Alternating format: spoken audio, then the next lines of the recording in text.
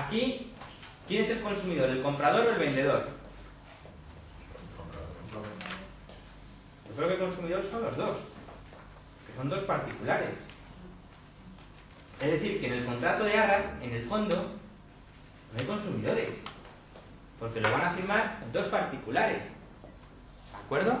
Lo que pasa es que como esos dos particulares van a firmar el contrato como consecuencia o mediante un profesional, una empresa, yo estoy obligado en mis documentos a hacer constancia a estos datos informativos. Pero simplemente eso, ¿vale? ¿Qué gasto creéis que habitualmente los vendedores repercuten en el comprador y que están obligados ellos a asumir legalmente? La plusvalía. Esto, por ejemplo, las promotoras lo hacen muy frecuentemente, ¿no? Más cláusulas. El derecho a elección del notario que corresponde al consumidor sin que éste pueda imponer notario que por su competencia territorial carezca de conexión razonable con algunos de los elementos personales o reales del negocio. Nuevamente, no aporta nada al contrato. Y última, los impuestos devengados hasta la entrega de la vivienda o anexo correrán por cuenta de la parte vendedora. Por su parte, los impuestos y arbitrios de toda clase devengados a partir de la entrega de la vivienda y en su caso anexos correrán por cuenta de la parte compradora. Tampoco aporta nada especial. Pero lo que sí quiero que tengan presente es que estas cláusulas tienen que figurar en el contrato, porque si no figuran en el contrato, ustedes pueden ser objeto de sanción. ¿De acuerdo? Y ya hay algunas experiencias en este sentido. La carencia de estas cláusulas da lugar a una sanción leve, que por ejemplo aquí en la Comunidad de Madrid pues puede oscilar una multa que llega hasta incluso los 3.000 euros. Una vez que se ha identificado el inmueble y se ha dejado constancia incorporándolo como anexo de la situación registral del mismo y esas cláusulas, dice la estipulación primera: el comprador adquiere la vivienda como cuerpo cierto, es decir, la conoce previamente. ¿Saben qué significa realmente que algo se adquiere como cuerpo cierto? Que se adquiere en función de lo que queda dentro, en este caso, como se trata de un inmueble, de las lindes, de los límites del inmueble.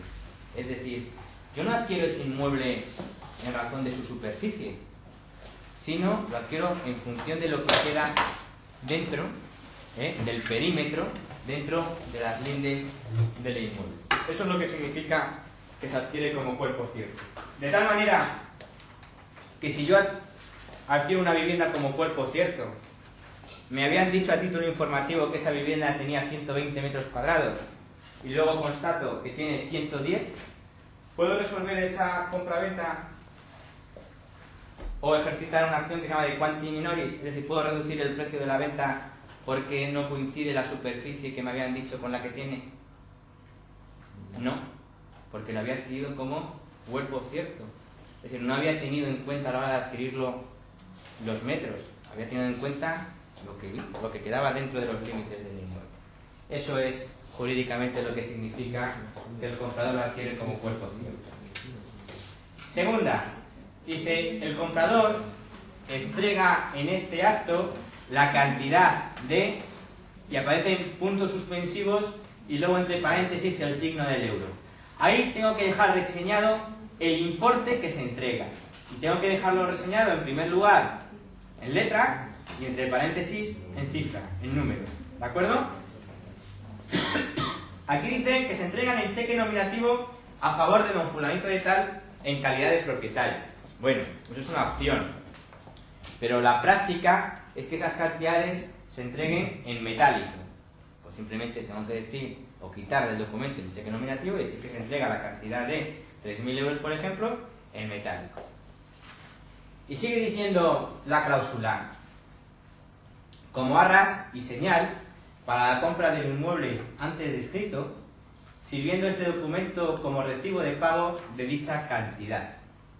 Y añade: dichas cantidades tendrán el carácter de arras penitenciales, conforme a lo dispuesto en el artículo 1454 del Código Civil, pudiendo rescindirse el contrato allanándose el comprador a perderlas o el vendedor a devolverlas por duplicado. Entramos ahora en una cuestión muy importante, y es la cuestión de las arras, de los tipos de arras que hay y concretamente de qué es esto de las arras penitenciales. En nuestro ordenamiento jurídico existen tres tipos de arras. En los materiales que les he entregado vienen al final, pero se lo adelanto. Existen las arras penitenciales, son las únicas arras que aparecen reguladas en el Código Civil y aparecen reguladas concretamente en el artículo 1454. Luego veremos cómo constituyen una excepción dentro de nuestro ordenamiento jurídico. Existe otro tipo de arras que son las arras confirmatorias. No aparecen reguladas como tal en el Código Civil, pero se infieren del artículo 1124 del Código Civil. Y por último, existe lo que se llaman las arras penales, que tampoco aparecen como tal reguladas en el Código Civil, pero se infieren de lo dispuesto en los artículos 1152 a 150. ¿Queda claro? Bien. ¿Qué es esto de las arras penitenciales? ¿Por qué digo que constituyen una excepción en nuestro ordenamiento jurídico? Porque cuando uno firma un contrato, ¿para qué es? Para cumplirlo. Oiga, y si el otro no lo cumple, pues yo forzarle a que lo cumpla, ¿no? Bien, pues las arras penitenciales constituyen una excepción en nuestro ordenamiento jurídico porque son un método legal, válido, un método lícito, de que cualquiera de las partes pueda rescindir unilateralmente un contrato que es válido. Es decir, es un tipo de arras que allá donde yo las establezca, en el contrato donde yo las pacte, va a posibilitar que cualquiera de las partes pueda rescindir legalmente el contrato. Pero claro, la propia ley que faculta para rescindir el contrato anuda unos efectos a esa rescisión del contrato. Y lo que nos dice la norma es lo siguiente. Mire, usted, señor comprador, si quiere, puede rescindir el contrato. Ahora bien, si usted lo rescinde, usted pierde, en beneficio del vendedor, el dinero que haya entregado. Y le dice la ley al vendedor: usted, vendedor, puede rescindir el contrato.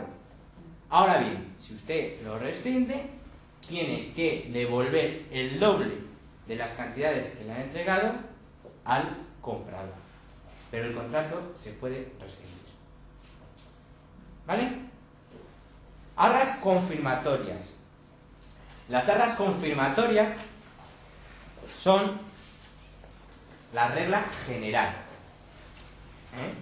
Y las arras confirmatorias, podríamos decir que se va a considerar arras confirmatorias toda cantidad que se entregue, por ejemplo, a cuenta del precio del inmueble.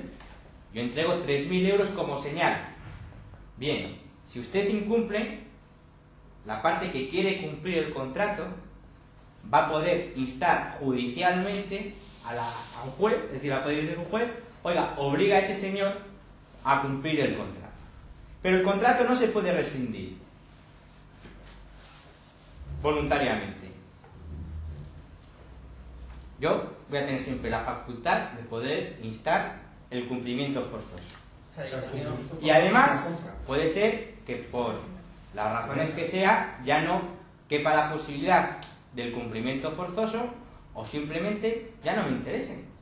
Una vez que tú has incumplido, pues puede ser que yo me haya hecho otra componenda de lugar y ahora tengo otros intereses. Pero en todo caso, como tú has incumplido, y a mí ya no me interesa pedirte el cumplimiento forzoso, lo que yo voy a poder pedirte es una indemnización por daños y perjuicios. ¿Vale? Una pregunta. E incluso cabe la posibilidad de que me interese el cumplimiento forzoso y que además me hayas pedido o me hayas provocado unos daños y unos perjuicios. Bueno, pues voy a poder pedirte el cumplimiento forzoso y una indemnización por daños y perjuicios. Idea fundamental: cuando pido indemnización por daños y perjuicios, tengo que acreditar esos perjuicios, ¿de acuerdo? Y esos daños. No basta con que me invente una cantidad, voy a tener que acreditarle, en este caso al juez, cuáles han sido esos daños y cuáles han sido esos perjuicios. ¿Vale? Dime. Entonces es lo idóneo, firmar unas actas confirmatorias para dar al cliente una compradora y vendedor. Eso me lo podías haber dicho cuando hubiese dicho el tercer tipo de arras que quieran, que son las penales. A lo mejor pueden ser que sean las idóneas, ya veremos. Has dicho que las confirmatorias, o sea, hay que... Sí, pero no me vas a decir. Sí, que las confirmatorias ya se tiene que vender el piso, ¿no? O sea, si se No, no he dicho que se tenga que vender, que puedo instar al cumplimiento forzoso del contrato. Así como en las penitenciales yo puedo rescindir el contrato y nadie me puede decir nada, en las confirmatorias, si la otra parte da por rescindido el contrato o no quiere cumplir el contrato, la ley me concede la facultad de que yo pueda forzarle a cumplir el contrato o a pedir una indemnización por daños y perjuicios. ¿Qué pasa con la señal? O sea, no supone que yo como comprador te pago a ti 3.000 euros y resulta que tú te retractas. Yo tendría que acudir al juzgado y si me interesa la propiedad, forzarte a ti a que me la vendas. Por Yo ejemplo, no recupero mi señal. O sea, pueden pasar años, ¿no? claro, pueden pasar años, pero también puedes solicitar al juzgado, por ejemplo, que te dé la señal, te la devuelva la señal, y dar por rescindida la compraventa, pero es que además eso está originado a otros perjuicios que cuantificas en tanto y pedírselo, ¿de acuerdo? Pero o sea, de cara al comprador le puede suponer pues, un plazo largo, o sea, a lo mejor son 6 meses, 8 meses. O más, eso depende de el juzgado que caiga, la cuantía del procedimiento, el tipo de procedimiento y demás, ¿de acuerdo? En ambos casos, esa señal es un descuento del importe total del piso, en caso de que... Sí, depende de cómo lo articulen en el contrato. En las confirmatorias sí. En las confirmatorias siempre es una cantidad entregada a cuenta. En las penitenciales lo normal es que sea así, pero también puede pasarse otra cosa, ¿de acuerdo? Y por último, quedan las arras penales. ¿Las arras penales qué significan? Significa que yo en el contrato establezco una cláusula en virtud de la cual preveo una sanción, una penalización para aquella parte que incumpla el contrato. Es decir, sería una cláusula del estilo: aquella parte que incumpla lo dispuesto en este contrato vendrá obligado al pago de la cantidad de 5.000, 6.000, 10.000, la cantidad que acuerden, en concepto de penalización o en concepto de cláusula penal. De tal manera que si tú incumples el contrato, yo, cuando vaya al juzgado, le voy a poder solicitar al juez dos cosas al mismo tiempo.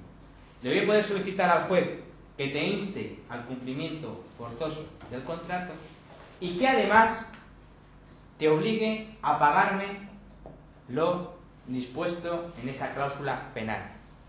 ¿De acuerdo?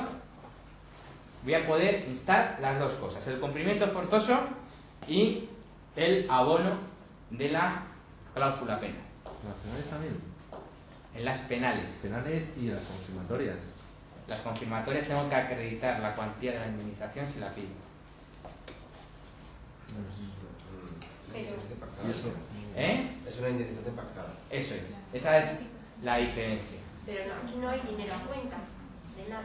Sí. Que sí, también. Claro, yo entrego como señal 3.000 euros, pero además establezco una cláusula que dice que en caso de incumplimiento, la parte que incumpla vendrá obligada al pago de la cantidad que puede ser el doble, el triple o 10 veces ese importe en concepto de cláusula penal. Se tiene que hacer un tipo de las tres, ¿no? Sí, son tres, son esas tres las que hay. Lo mismo puedes ponerte a hacer unas nuevas. ¿Quién decide cuál? Dime, no sé. ¿Quién decide el contrato de arras que es? ¿Quién lo decide? Pues lo deciden las partes que lo van a firmar. ¿De acuerdo? Y si no tienen ni idea y asesoramos nosotros... Pues entonces, fijaros. A ver, señores, por favor. Decía antes el compañero, pues esto de las confirmatorias, ¿esa zona que interesa? Pues interesa, depende de la operación. Si yo soy un comprador, no tengo muy claro si voy a acabar comprando o no, ¿qué arras me interesan? Las penitenciales. ¿Y dan una cantidad alta o baja? Baja. Esas son las que me interesan. Pero de cara a nosotros, a comercial. De cara a la inmobiliaria. Claro, igual. Pero es que recuerdo que el contrato este lo firman comprador y vendedor. Ya, pero a ver, nosotros proponerles, en caso de que ellos no sepan qué clase de arras firmar, nosotros proponerle, bueno, las penales. O sea, tú, por ejemplo, le propondrías a un señor, sabiendo, por ejemplo, que hay un alto porcentaje de que no le den el préstamo, un tipo de señal en el que, por ejemplo, luego le podéis instar una penalización o una indemnización. Pues depende de cómo me pille. Ahí. Esos escrúpulos. Eso lo borraremos en el vídeo. Bueno, pues ahí está. Este lo haría, sí. Luego también hay algunas cláusulas dentro de estos contratos, sobre todo del... Pero ¿por qué os adelantáis? Sí. Luego vemos las cláusulas que hay. Yo lo que quiero que si tenéis alguna duda de los tipos de arras me las planteéis. ¿Han quedado claros los tipos de arras? Bien. ¿La ley marca algún porcentaje concreto para el pago de arras? No. Ni máximos ni mínimos. Ni máximos ni mínimos. Un dato fundamental. Antes os he dicho que las arras penitenciales son una excepción, ¿no? Y como toda excepción, lo que nos dicen nuestros juzgados y tribunales es, miren, esto es algo excepcional. Así que, para que yo entienda que las arras que ustedes han pactado en el contrato son penitenciales, me lo tienen que dejar claro. Porque si ustedes no me dejan claro qué tipo de arras han pactado en este contrato, yo voy a entender automáticamente que son arras. ¿Cuál era la regla general? Arras confirmatorias. Bien, en nuestro contrato creo que no hay ninguna clase de duda de que se trata de arras penitenciales.